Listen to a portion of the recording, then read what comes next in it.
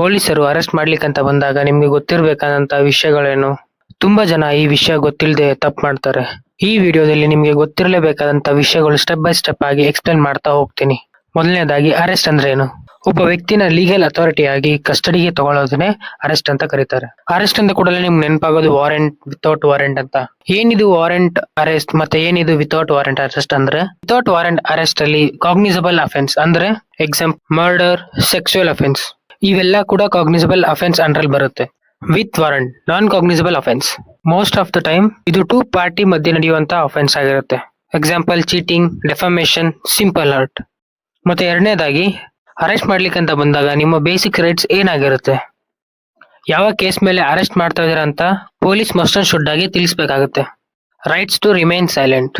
ಕಸ್ಟಡಿಯಲ್ಲಿ ಇರಬೇಕಾದ್ರೆ ಪೊಲೀಸರು ಕೆಲವು ಎಲ್ಲ ಪ್ರಶ್ನೆಗೆ ಉತ್ತರ ಕೊಡಬೇಕಾಗಿಲ್ಲ. Rights to lawyer. ನೀವು ಇಮಿಡಿಯೇಟ್ ಆಗಿ ಲಾಯರ್ ನ ಕಾಂಟ್ಯಾಕ್ಟ್ ಮಾಡಬಹುದು. Rights to inform family or friends. Rights to medical examination.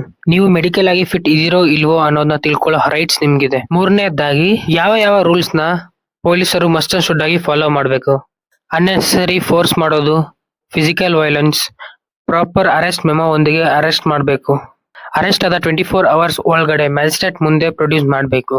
ಇದರಲ್ಲಿ ಯಾವುದೇ ರೂಲ್ಸ್ ನ ಬ್ರೇಕ್ ಮಾಡಿದರೆ ಇಲ್ಲಿಗಲ್ ಎಂದು ಪರಿಗಣಿಸಲಾಗುತ್ತದೆ. ನಾಲ್ಕನೇದಾಗಿ special rights for women. Under law ಮಹಿಳೆಯರಿಗೆ ಎಕ್ಸ್ಟ್ರಾ ಪ್ರೊಟೆಕ್ಷನ್ ಕೊಡಲಾಗಿದೆ. No arrest after sunset. ಸೂರ್ಯ ಮುಳುಗಿದ ನಂತರ ಅವರಿಗೆ ಅರೆಸ್ಟ್ ಮಾಡುವಂತಿರಲ್ಲ, ಬಟ್ ಸ್ವಲ್ಪ ಎಕ್ಸೆಪ್ಷನಲ್ ಕೇಸಲ್ಲಿ ಮಾತ್ರ ಅರೆಸ್ಟ್ ಮಾಡಬಹುದು. ಓನ್ಲಿ ಫಿಮೇಲ್ ಪೊಲೀಸ್ ಮಾತ್ರ ಅರೆಸ್ಟ್ ಮಾಡಬೇಕು.